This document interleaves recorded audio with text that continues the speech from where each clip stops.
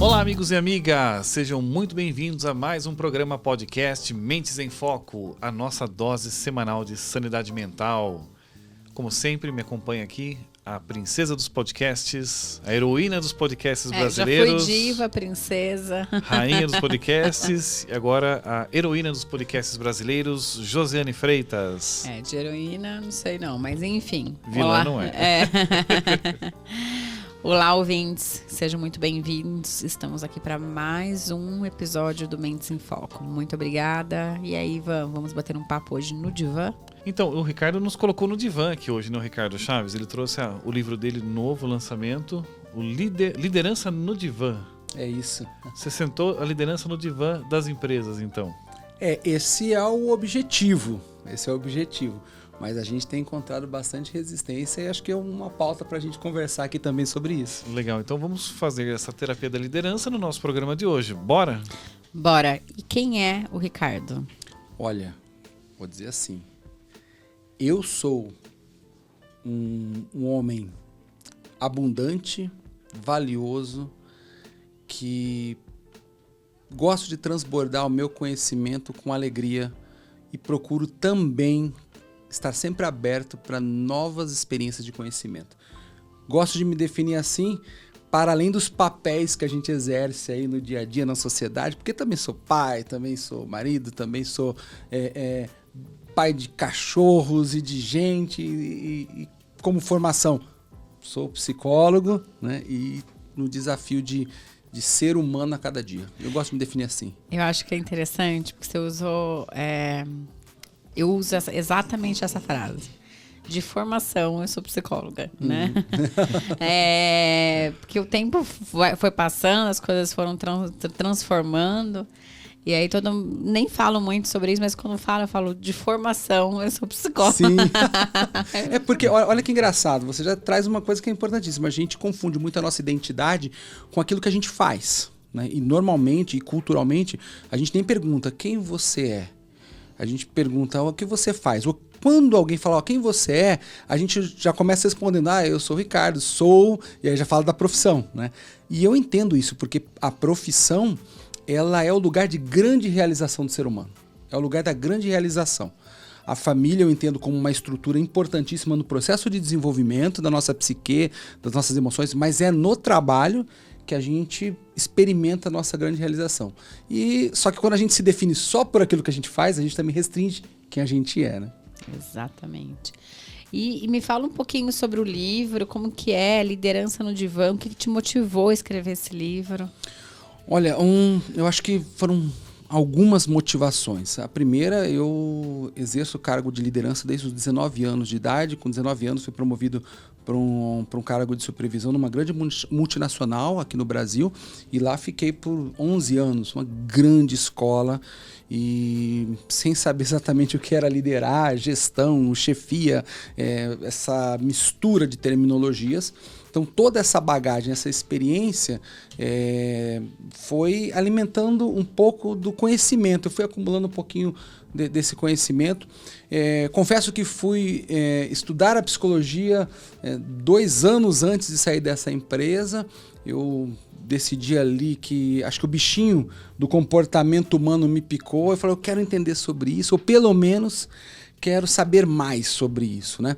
E fui estudar então a psicologia, isso lá para 2006, e depois, quando eu decido mesmo romper aí meu contrato na empresa onde eu trabalhava e assumir aí a psicologia como o meu fazer principal, eu me permiti ter muitas experiências na área da saúde, na área da assistência social, na área de projetos sociais, depois em outras empresas. E engraçado, mas acho que 95% do tempo que eu passei profissionalmente, eu já estou com 44 anos, mas desde os 19 anos, acho que 95% do tempo foi em cargos de gestão. E eu percebi nos últimos anos, vamos falar dos últimos 5 anos, que a liderança é um tema que precisava ser mais escavado, pensando na saúde mental do líder. E eu fui fazer algumas pesquisas e eu percebi que tinha pouco conteúdo articulando, por exemplo, psicodiagnósticos, os mais comuns aí que afetam a liderança, depressão, ansiedade, burnout agora, uso de substâncias psicoativas, que é um tabu para a gente falar quando a gente fala sobre liderança, inclusive o comportamento suicida. E nesse processo eu me interessei muito, infelizmente, também, porque, e aí um dos outros motivadores, eu tive contato com muitas pessoas que, como líderes, adoeceram e fizeram adoecer na sua jornada. E pensando nisso, eu busquei articular esses dois temas, né, liderança e saúde mental, e assumir um eixo principal do livro, que liderança é um fator de risco para o adoecimento emocional, adoecimento mental, é um fator de risco para o sofrimento emocional, e a partir daí buscar construir fatores de proteção para que a gente possa prevenir ou pelo menos esclarecer, quebrar os tabus que ainda existem. Acho que os motivadores estão reunidos nesse liquidificador aí. Achei interessante você citar a liderança é um fator de risco para o adoecimento emocional. Uhum. Então quer dizer que estar na posição de líder é quase como se fosse um fator de insalubridade, que te coloca numa vulnerabilidade ali? São duas palavras aí, tanto a insalubridade quanto a vulnerabilidade, que tem um seu lugar aqui, e eu vejo exatamente nesse sentido que você traz, perfeitamente, mas eu entendo que fator de risco é exatamente esse contexto, essa condição onde a gente tem maior probabilidade de desenvolver algum tipo de sofrimento vinculado a esse contexto da liderança. Até porque o líder está exposto. O líder está exposto, a gente ainda tem muito a avançar no cuidado do líder, e o líder ainda tem muito que desmistificar, ele ainda precisa buscar um mergulho maior no autoconhecimento para que ele consiga se conhecer e então fazer as escolhas que são mais congruentes até para a saúde, não só mental. Apesar de eu falar muito sobre saúde mental, eu gosto de me referir à saúde integral, porque não é muito do meu viés teórico fazer uma cisão entre a mente e o corpo. Tem coisas na mente que vão afetar diretamente o corpo e vice-versa também. Então, na nossa formação psicológica, há uma integralidade. Mas, com certeza, a posição de liderança traz uma exposição e uma probabilidade maior de desencadear algumas questões de saúde mental. E por que a posição de liderança gera esse fator de risco? Primeiro, como eu falei aqui, a exposição, né? O líder, ele está exposto. Segundo ponto, voltando, né? O líder está exposto porque ele se destacou. Pensar numa folha de papel, né? Você destaca um pedaço da folha de papel, automaticamente você já não faz mais parte daquela folha, porque ele foi destacado, né? Ele está destacado. E esse destaque coloca ele necessariamente num lugar de exposição. E a exposição gera imediatamente, no contexto, julgamentos. E a gente sabe que uma das questões maiores que a gente vive na nossa emoção é quando nós somos julgados, né? E a internet está aí para dizer isso, né? Quando a gente recebe uma opinião contrária àquilo que é a nossa expectativa, aquilo nos afeta muito mais do que muitos elogios que a gente recebe, né, no dia a dia. Somos sensíveis às críticas. Somos muito sensíveis à crítica. Quanto maior a exposição, maior a possibilidade ou a probabilidade de sermos criticados. Então, esse já é um primeiro ponto. O segundo ponto é que a liderança, ela sofre pressões. E as pressões que uma liderança sofre, independentemente do contexto em que ela atua e também no nível hierárquico, pode gerar algum tipo de desajuste emocional e até conflito de interesses. Porque eu tenho por exemplo, como líder, tenho as minhas expectativas e as demandas da minha vida. Se eu trabalho numa empresa, eu tenho as demandas daquela empresa, a visão, a missão, os valores que eu represento. Porque todo líder é patrocinador, ele representa a visão da empresa em que ele está trabalhando, concordando ele ou não. Né? Primeiro, se não concorda, não deveria nem estar trabalhando lá. Mas a partir do momento que ele está lá, então ele assume, ele banca que a visão e a missão e os objetivos daquela empresa, ele é um patrocinador ali imediato dessa visão. E aí, nesse ponto, quando a gente coloca o líder nesse contexto e tendo que articular aí as expectativas da sua equipe, tendo que articular as diferenças que existem dentro da equipe, os conflitos de interesse, nesse papel ele está num fogo cruzado. Não tem jeito. Todo líder, de alguma forma, está num fogo cruzado. Inclusive um CEO que tem ali outros acionistas, tem um mercado que também faz esse papel, essa função dessa pressão, né, por resultados. O líder precisa apresentar resultados. Ele também é cobrado por isso. Fora as demandas humanas que existem, né, do cotidiano, da família, as questões financeiras, os problemas que podem ser desencadeados fisicamente, as outras demandas da vida.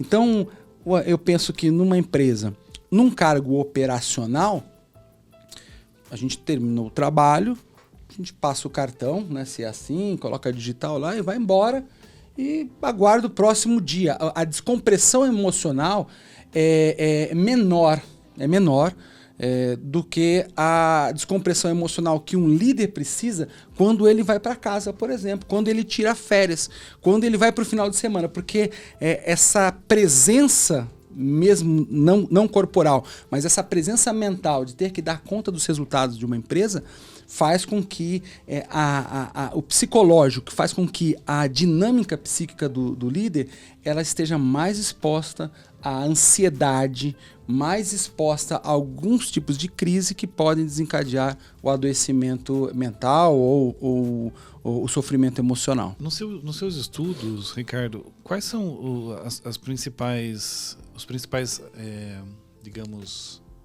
doenças que acometem os líderes? Tá, legal. E, inclusive, isso eu cito no meu livro, a última parte do meu livro foi dedicada a esse ponto, né? Pensando nos principais psicodiagnósticos vinculados à liderança, a gente tem a depressão, a gente tem ansiedade, crise de ansiedade, a gente tem o burnout, que é aquele esgotamento, popularmente tem sido conhecido como o esgotamento mental, emocional. Nós temos o que ainda é tabu para ser falado, uso de substâncias psicoativas e também o comportamentos autodestrutivos, como, por exemplo, o comportamento suicida. Esses são os principais, né, psicodiagnósticos ligados hoje ao contexto da liderança. Certo. O principal é a depressão? O que mais pega? Olha, a Organização Mundial da Saúde ela tem publicado muitas pesquisas nesse sentido. É fato que a depressão ela está no rol aí dos primeiros psicodiagnósticos, ou os mais importantes, ou os mais presentes, né, no contexto do trabalho. De uma forma geral. De uma forma geral. E isso acaba por realmente colocar também dentro do contexto da liderança, sendo um dos pontos que realmente mais afeta o líder. Entretanto, eu vou dizer para você que talvez nós tenhamos menos incidência formal da depressão, no caso de liderança. Certo. Até porque a maioria dos líderes, da população de líderes no nosso país é de homens. E os homens, eles têm apresentado muito mais dificuldade para reconhecer que estão em situação de angústia, sim, em situação de episódios depressivos ou até a evolução para um transtorno. O homem, infelizmente, nos dias de hoje, ele precisa chegar numa condição de extrema de sofrimento, muitas vezes até pressionado pelos familiares para que ele busque ajuda, né?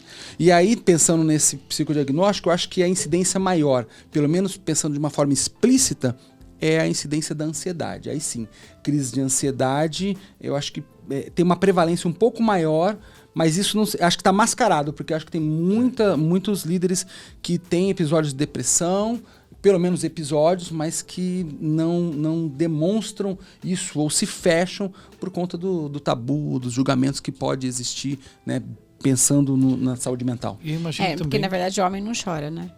É uma cultura machista que a gente vive hoje e que já vem aí há séculos e séculos bombardeando essa desumanização, né? Pensando no cargo de liderança. É a ideia de que o homem não pode chorar, que o homem é o caçador, que o homem é o alfa, agora é o sigma, que o homem é tantos estereótipos que vão sendo criados para tentar explicar as pessoas, faz com que culturalmente o homem ele tem muito mais resistência para expor as suas vulnerabilidades. Automaticamente ele se torna uma represa emocional que, infelizmente, no momento em que estoura muitas vezes em um nível de complexidade muito avançado. Uma das motivações que eu tive para escrever Liderança no Divã foi exatamente ter conhecido líderes que decidiram colocar fim à sua vida, mesmo sendo pessoas com boa, excelente formação profissional, acadêmica, e isso foi uma das pautas também que acabou mexendo comigo nessa trajetória.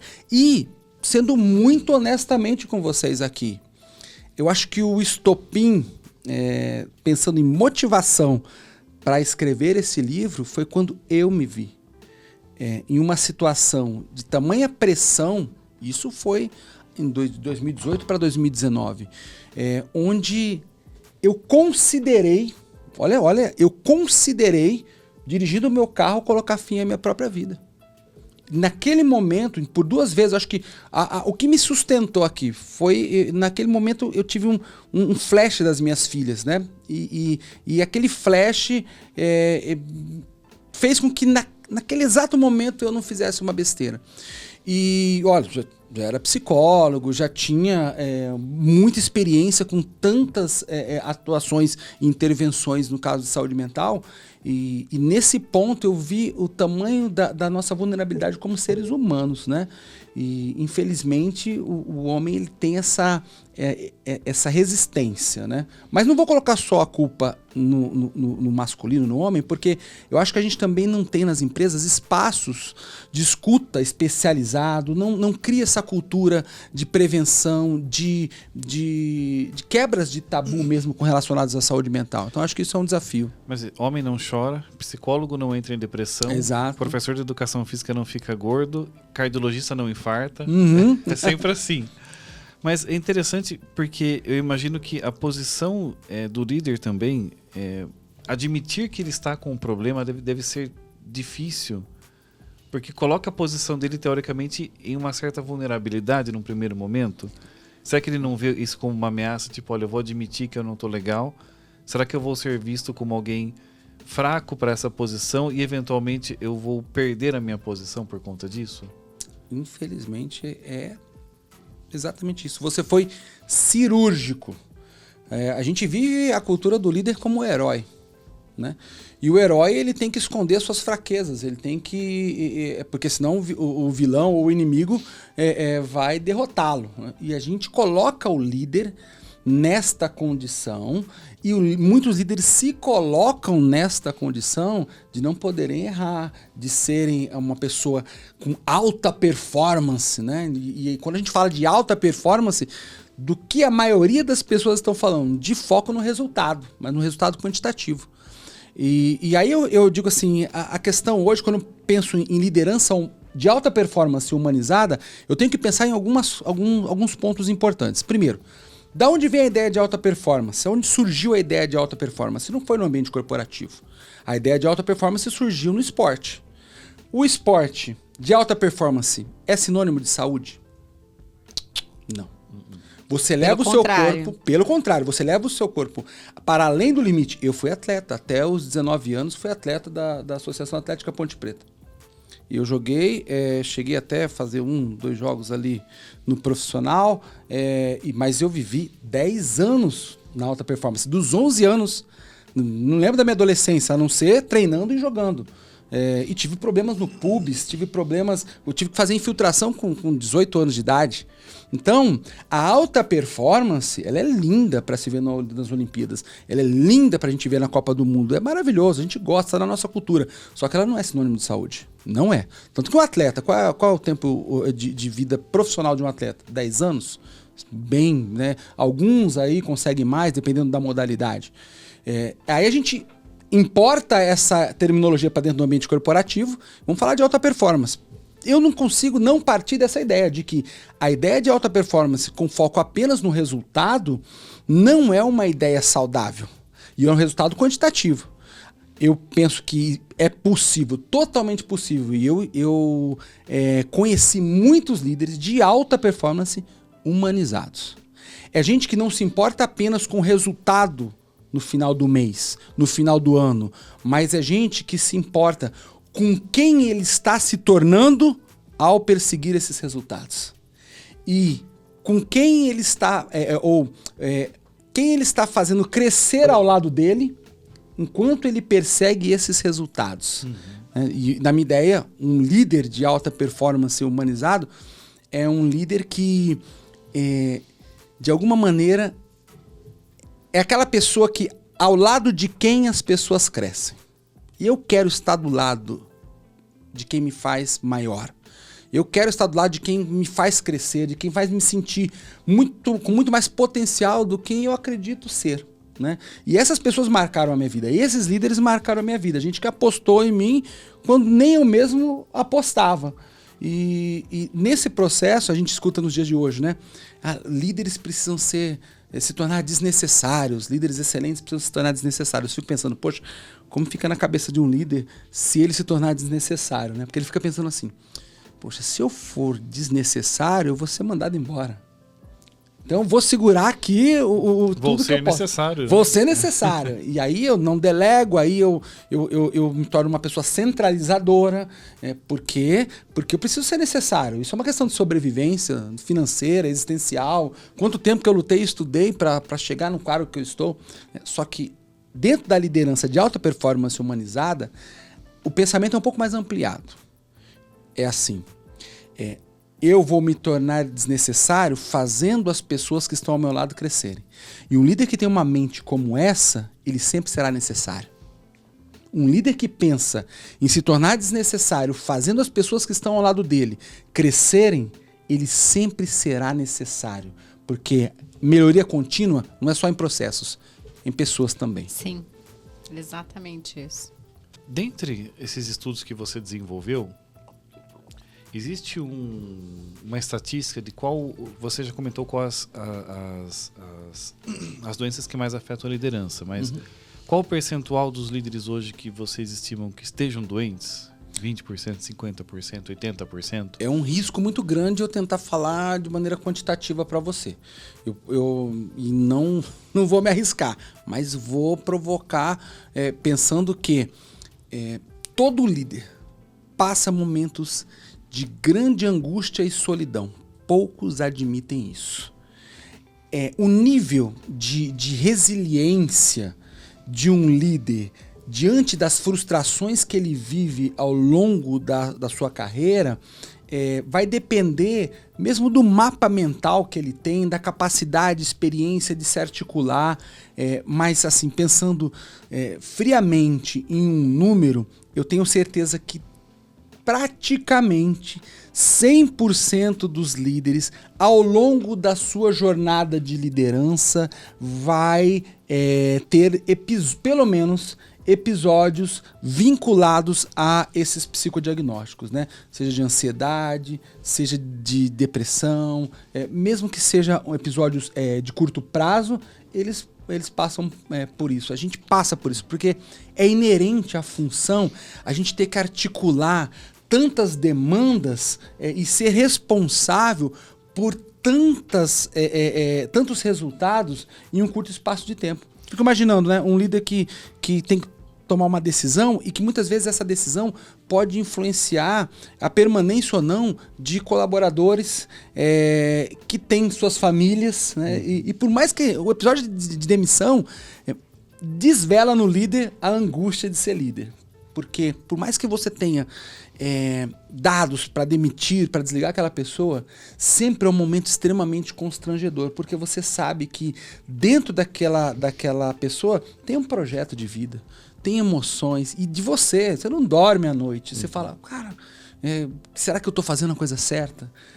E quais são as ações por parte do líder e por parte da empresa para prevenir esses problemas de saúde mental ou emocional para o líder? Cara, isso é uma pergunta maravilhosa, porque assim, o custo da prevenção sempre vai ser muito menor do que o custo da intervenção.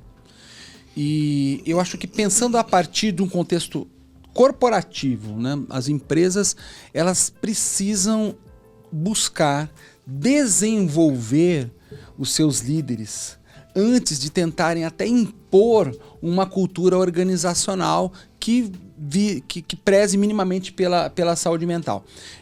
Algumas empresas acreditam que disponibilizando, por exemplo, dentro do plano de saúde, psicólogos, acesso a psiquiatras, entre outros profissionais que fazem parte do contexto da saúde mental, já está fazendo o seu papel.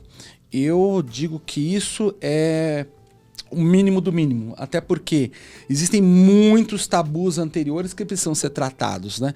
E aí, quando a gente fala sobre esses tabus, a gente está falando de desenvolvimento mesmo de líderes, de humanização da liderança, e não humanização como aquela balela que a gente acha que, vamos aqui, o pessoal do RH brinca com isso, né? Vamos abraçar a árvore, vamos fazer uma meditação, e não sou contra isso não, né? Eu pratico a meditação, mas assim, qual o contexto em que a gente impõe isso para as pessoas como política dentro da empresa? Então, acho que a primeira política, pensando em saúde mental, é capacitação de líderes para que eles se vejam humanizados em seu processo. E não significa que ele tem que expor tudo que ele pensa ou as suas fraquezas, não. É construir processos e programas que sejam robustos, consistentes, para que um líder, no momento em que ele identifica que ele tem alguma questão que ele não sabe nem nomear ainda, porque tem um monte de coisa que a gente sente, que a gente não sabe nem dar nome, que a gente confunde. A gente acha que é raiva, é insegurança, a gente acha que é depressão. Eu mesmo, na minha trajetória como psicólogo, tive que fazer muitos diagnósticos diferenciais. O que é um diagnóstico diferencial? O mesmo sintoma tem causas diferentes. E, por exemplo, quando eu atuava no centro de saúde e as pessoas chegavam com queixas de sintomas de depressão, primeira coisa, vai fazer um teste completo de hemograma. Por quê? Porque a diabetes, ela promove os mesmos sintomas de uma depressão. Então, antes de eu cravar que você precisa de um apoio em saúde mental, a gente precisa saber se não tem nada errado com seus hormônios, não tem nada errado com seus neurotransmissores, se não tem nada errado com o seu corpo, né? E nesse processo de diagnóstico diferencial, você então começa a entender que há uma complexidade um pouco maior. Não basta só você dar acesso a, por exemplo, profissionais da saúde para um líder. É necessário que se crie uma cultura de cuidado, de escuta especializada, de mentorias e de processo de desenvolvimento para que o líder se veja cada vez mais humanizado e, ao mesmo tempo, ele encontre maneiras assertivas de autocuidado. Na verdade, a gente faz programas de treinamento para negociação, gestão de conflito, né? Para os líderes. Só que você vai fazer negociação, gestão de conflitos, tem um passo antes, né? Que é o passo da saúde mental, que é o passo do autoconhecimento e é o passo... Então, você quer treinar o líder para auto-performance, trabalhando negociação, trabalhando gestão de conflito, trabalhando técnicas de venda. Tudo que é... não sei se a palavra é enlatada, mas assim, habilidades, né? Vamos pensar em habilidades aí. Mas você não dá um passo anterior para entender quem sou eu nessa gestão de conflitos, exato. Quem sou eu nessa negociação, né? Porque aí você fala, você tem que agir assim, e aí a pessoa começa a agir de uma forma contrária ao que ela realmente é. Então, até essa questão de viver um estilo de liderança, que não é o seu estilo de liderança, é uma situação que vai adoecer. Exatamente. Né? Então, é pedir para você viver uma vida que não é uma vida que condiz com aquilo que você quer. Então, o processo da saúde mental, que a gente está, né, te ouvindo aqui, fiquei pensando sobre isso, é exatamente essa questão, assim, de... A saúde mental, ela não é a doença mental, né? Eu não quero trabalhar a depressão, eu não quero trabalhar a ansiedade, eu quero trabalhar a saúde. Eu quero que você tenha saúde mental, que vocês tenham... E a gente pode, né, mas talvez se você não quer falar saúde mental, você pode dizer o seu bem-estar, que envolve a sua questão emocional, né? Sim. Então, buscar essa liderança, o bem-estar da liderança vai passar por um processo de autoconhecimento. E entrar em autoconhecimento é difícil, né? E ter contato com você mesmo nas suas profundezas. Ó, uma pergunta, né? Pensando até para ouvir vocês, o que vocês pensam? Como vocês definiram saúde? Porque o que você falou para mim agora foi incrível, fantástico. Como vocês definiriam a saúde? Defina a saúde do ponto de vista biológico? Do seu ponto de vista, qualquer um. Bom, talvez de um ponto de vista mais integral, eu tô fazendo de estilo livre aqui, porque Sim, não pensei de forma aprofundada sobre o assunto, mas num primeiro lance, meu instinto seria definir saúde como uma condição orgânica e emocional onde eu não estou num processo de autodestruição, no tipo, olha, meu organismo não está entrando... a minha psique ou meu organismo não está entrando em descontinuidade, ele está... Legal. Tipo, avião em pleno voo, começou a cair, a coisa está ruim, né? Então, olha, os meus marcadores bioquímicos e emocionais estão adequados, eu estou em voo. Então, eu definiria assim, grosseiramente. Legal. Não, e essas metáforas são excelentes para a gente construindo e desmistificar mesmo a questão de saúde mental, né? Eu vou dizer para vocês que 90% das pessoas que eu escuto, quando eu falo defina saúde, ela vincula a ausência de sintomas, a ausência de doença, né? E saúde não é só isso. Saúde não é só ausência de sintomas. Tem a ver com permanência em um propósito, tem a ver com autoconhecimento, tirando esse autoconhecimento do lugar comum e colocando esse autoconhecimento num lugar de intimidade. Eu gosto muito de relacionar, no livro tem algumas músicas, né? Porque eu acho que a arte, ela é assim, a principal estrutura que podem gerar insights poderosos, não só com relação à saúde, mas também com relação à saúde. E aí, desde contos, desde histórias de filosofia, como, por exemplo, a própria história do Hércules. Eu acho que ela é incrível porque ela trabalha um senso de autoconhecimento que é fantástico. Músicas como, por exemplo, Milton Nascimento, Caçador de Mim. Nada a temer se não fugir da luta, né? Porque quem foge da luta é o quê? É covarde. Mas ele está falando de que luta? Da luta do autoconhecimento.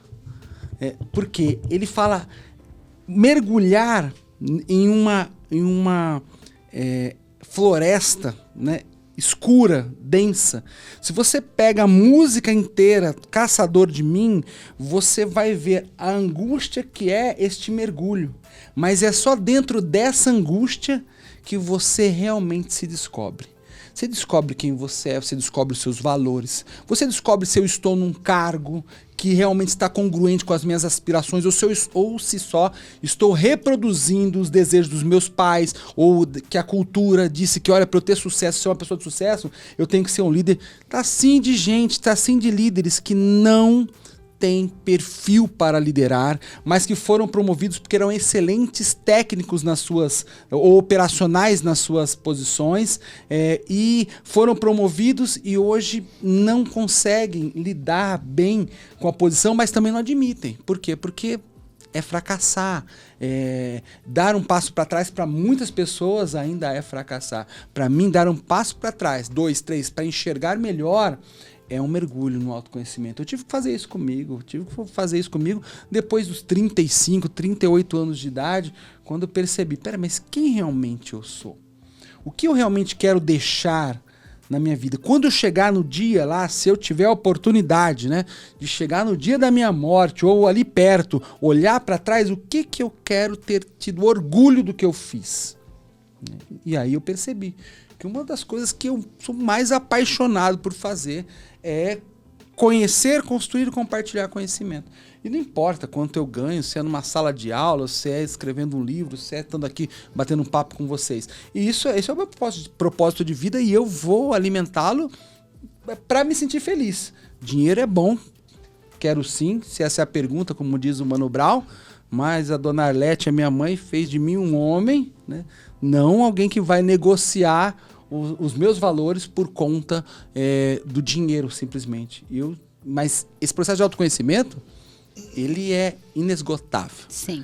Infinito. Sim. Porque a gente muda. E é uma cebolinha também, né? Porque às vezes você não consegue ir tão profundo assim, né? Porque às vezes você vai encontrar coisas lá dentro que, né? Você fala, eu preciso subir e tomar um ar. Perfeito. Né? E aí você para um pouco o processo, toma o ar e vai de novo, né? Respira, mais um pouquinho. E tudo bem. E tá tudo bem. Tudo bem. As coisas acontecem. E é isso que eu falo, né? Já me ouviram falar várias vezes sobre o processo de desenvolvimento humano. Eu acho fantástico. Desenvolvimento, né? Eu acho fantástico essa nossa estadia aqui, porque ela só faz sentido, no meu ponto de vista, quando isso acontece. Exatamente. Né? Então, assim, você pode buscar, eu vi a sua camiseta, né? Liderança, saúde mental, equipes, resultados e humanização. A gente tá aqui para buscar resultado. Todo mundo quer. Não dá pra gente dizer assim, não, eu não quero resultado. Todo mundo quer resultado. Mas a que custo você quer esse resultado? Né? Sim. Porque eu posso ter um resultado a um custo que eu não estou disposto a pagar. E é isso que eu preciso ter consciência. Porque muitas vezes eu busco um resultado que nem é o resultado que eu realmente busco. Eu busco por uma influência ou porque eu estou seguindo a manada. Entendeu? E sair da manada é difícil. Então, para não sofrer mais, né, a resistência de sair da manada, eu me mantenho aqui. Mas eu acabo pagando um preço que, a hora que chegar lá na frente, eu nem imaginei o quanto isso me custou, né? E o quanto eu tô devendo. Exatamente. Nossa, incrível essa metáfora. E eu vou dizer para você, um líder não tem noção do estrago emocional que ele pode fazer na vida de uma pessoa e na própria vida. Ele não tem noção. Eu vi muita gente adoecendo. Eu conheço muitos líderes assim. Não tem noção. Né? Muitos líderes. Que a equipe falava, né, eu tô doente. E o líder dizia, eu tô doente. Só que aí a equipe dizia, eu tô doente por conta desse líder. E o líder dizia, eu tô doente por conta dessa equipe. Né?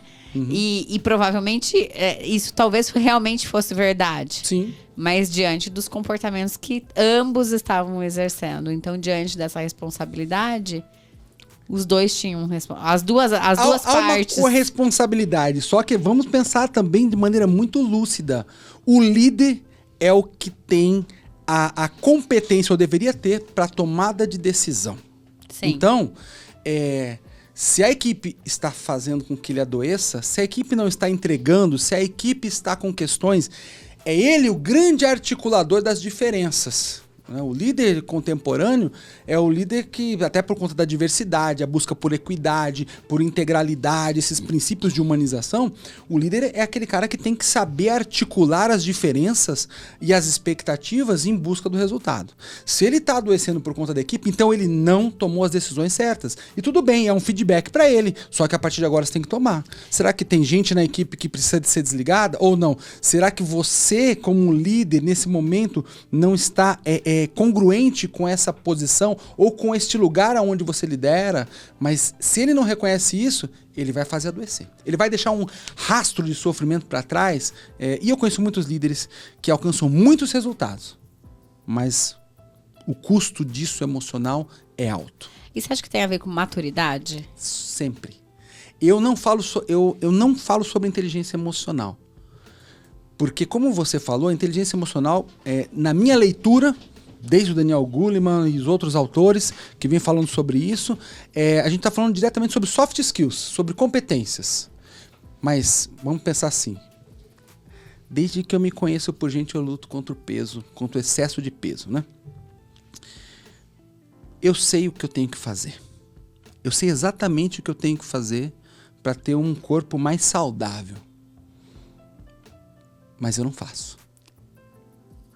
A questão é, não basta ser inteligente emocional se você não tem maturidade para aplicar estas competências a cada vez da maneira como a demanda e o contexto te pede.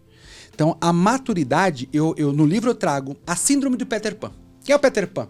Peter Pan, na figura mais aí do desenho, da história, tentando fazer um resumo bem enviesado, é um adolescente, um pré-adolescente que fugiu para a Terra do Nunca porque tinha medo de crescer, ou porque não queria assumir as responsabilidades. E aí, nesse ponto, a gente percebe que existem muitos líderes que simplesmente acham que caíram de paraquedas ou culpabilizam o outro pelos resultados que ele não está tendo. Por quê? Porque esse é a saída do adolescente. O adolescente não quer ouvir. Quem tem filho adolescente sabe que a dificuldade é sentar com ele e ter uma conversa sobre alguns pontos que ele precisa melhorar. Né? Então, o líder adolescente, o líder com a síndrome do Peter Pan, fazendo essa articulação, um pouco de licença poética aí, é esse líder imaturo. É esse líder que vai querer projetar aquilo que ele acha que tem que ser feito no outro, aquilo que ele pensa no outro, é aquele que não consegue lidar com ideias divergentes. E nos dias de hoje, pensando em inovação, não existe campo mais fértil do que ideias divergentes. Quanto mais ideias divergentes, maior a possibilidade de a gente conseguir articular essas diferenças para a gente alcançar resultados e projetos e produtos que sejam mais robustos. Só que o líder que quer apenas as pessoas pensando como ele, lida só e muitas vezes é paternalista, ele vai com certeza tomar decisões que vão comprometer a própria saúde mental dele e a saúde de outras pessoas. Excepcional. Muito bom. E aí, Ivan, como é que você sai do programa? Sai com várias reflexões. Eu nunca tinha pensado na liderança sob o ponto de vista do adoecimento. Porque a liderança parece que é sempre uma conquista, uma vitória, uma posição... Parece um lugar almejado. Todo mundo almeja estar lá. É o pote de ouro no fim do arco-íris. Ali é onde fica a mesa do líder, né? Uhum. E essa questão da visão sob um ponto de vista aí de patologia, de adoecimento, de fator de risco, me trouxe uma reflexão bem interessante que eu eu nunca tinha parado para pensar na liderança em si como um fator de risco ou adoecimento emocional, um fator a mais de risco. Uma pergunta só para fecharmos. No seu ponto de vista, se uma pessoa que está na posição de liderança e não tem perfil para ser líder, imagino que ele é mais sujeito ainda ao adoecimento, e na sua visão, o ideal é que essa pessoa em algum momento perceba ou percebam por ela que ela não deveria estar ali e ela vá para uma outra linha, porque acho que não tem como dar certo, né? Se ela não tem o perfil da liderança, a coisa não tem muito que ser feita, né? Eu digo assim, que a liderança a gente se faz de maneira artesanal. Então, a gente se torna líder à medida que a gente lidera, assim como a gente se torna pai à medida que a gente cuida dos nossos filhos. Por mais que a gente faça um monte de curso, e treinamentos e são importantes. É importante, porque você tem que saber o que é uma criança, você tem que saber o que uma criança precisa, tem que saber os cuidados iniciais, o processo de desenvolvimento, você precisa saber disso, é fundamental. Por isso esses treinamentos, essas formações, eu defendo e acredito, o líder precisa ter muita formação mesmo para saber. Mas ele só vai se tornar líder à medida que ele vai liderando, né? Eu chamo de o liderante. É o cara que vai se formando à medida que ele lidera. Entretanto, nessa caminhada de autoconhecimento, de maturidade, é fato, muitas pessoas vão perceber que elas não querem estar nessa posição, não é saudável para elas. E tudo bem, porque nos dias de hoje a gente vive uma infinidade de possibilidades de carreiras de sucesso que não seja apenas a vertical. Né? De você estar ali querendo subir hierarquicamente, sendo promovido, porque também se eu me tornar líder eu vou ganhar mais, e aí tem mais benefícios, tem isso, tem aquilo. Então, é ideal que a pessoa perceba isso. E não que percebam por ela. Na minha opinião, é muito melhor que ela perceba isso, porque daí ela consegue construir um caminho de transição que faça sentido sem que seja algo imposto por uma demissão, por exemplo. Né?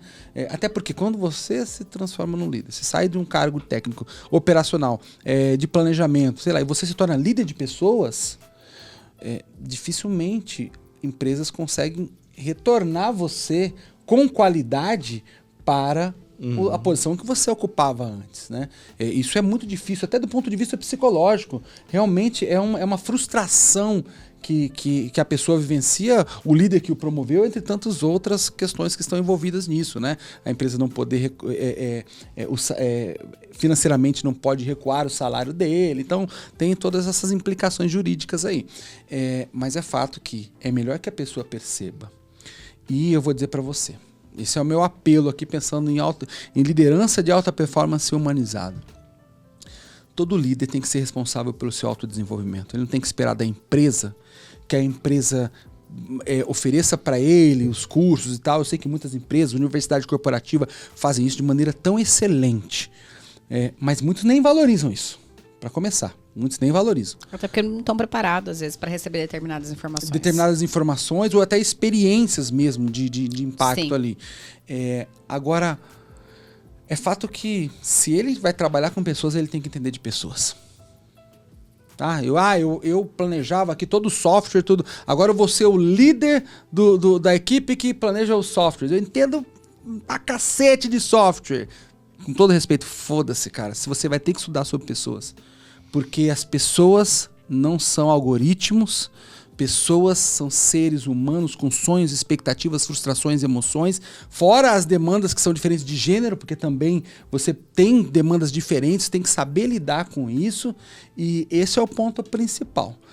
Uma pessoa que aceita, eu vou dizer isso, ser promovida a líder, ela tem a obrigação, na minha visão, de começar a estudar sobre pessoas.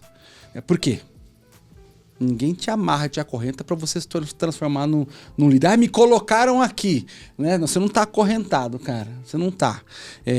Eu costumo dizer que tudo assim, quase 100% das coisas que a gente vive na vida, ou a gente cria, ou provoca, ou permite. No mínimo, você permitiu ser promovido. Então, assuma a tua responsabilidade, sai da síndrome do Peter Pan, de jogar responsabilidade para os outros, assuma a tua responsabilidade e começa a estudar sobre pessoas. Porque você vai melhorar, você vai ser um líder melhor, você vai deixar um legado mais significativo, as pessoas ao seu lado vão crescer, você pode admitir, não sei como fazer, mas eu vou estudar. Né? Hoje a gente tem fontes de informação e conhecimento enxurradas, só entrar na internet, cursos gratuitos, cursos online, YouTube, tantos acessos, para além também dos processos de contratar um coach, um psicólogo, um mentor. O líder ele tem que se responsabilizar pelo seu autodesenvolvimento. E aí ele começa a liderar a própria vida.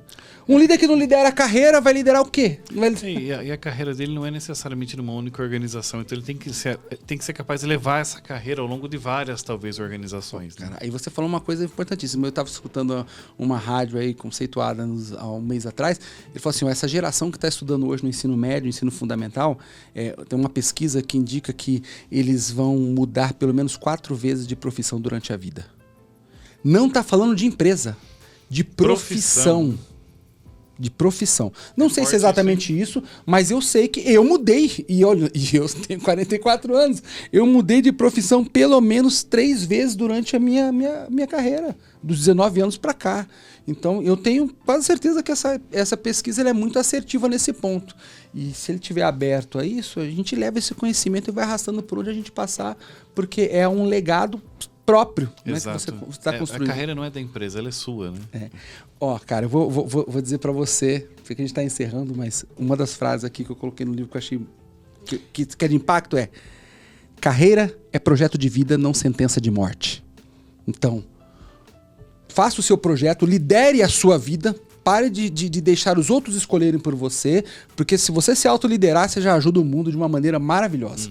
Né? E aí, como projeto de vida, você vai saber fazer as escolhas certas e não precisar fazer uma escolha e morrer naquela escolha, como, por exemplo, os meus pais que 37 anos na mesma empresa e tal. Naquela época era isso que tinha. Fazia sentido. Hoje, fazia sentido. E hoje aí não via hora de se aposentar para ser feliz, né? Para ter aquela cadeira de alumínio, com nylon, sentar na calçada ali no final de tarde e ficar vendo o movimento, né? Era uma aposentadoria.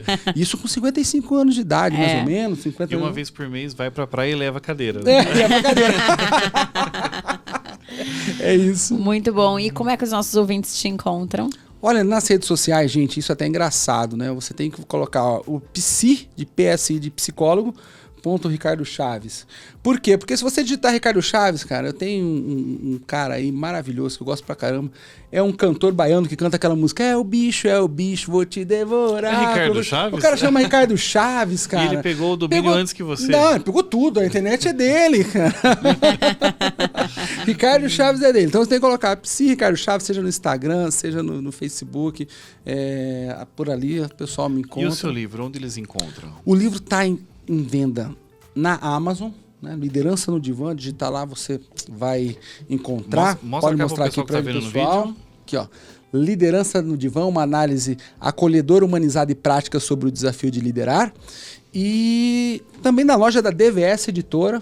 Eu acho que até tá mais barato lá, cara. Então vale a pena entrar na loja da DVS Editora, dar uma pesquisada e vale a pena, sim. Eu tenho certeza que pelo menos provocações e um conhecimento de vanguarda pensando em saúde emocional, as pessoas vão encontrar aqui de maneira bem consistente.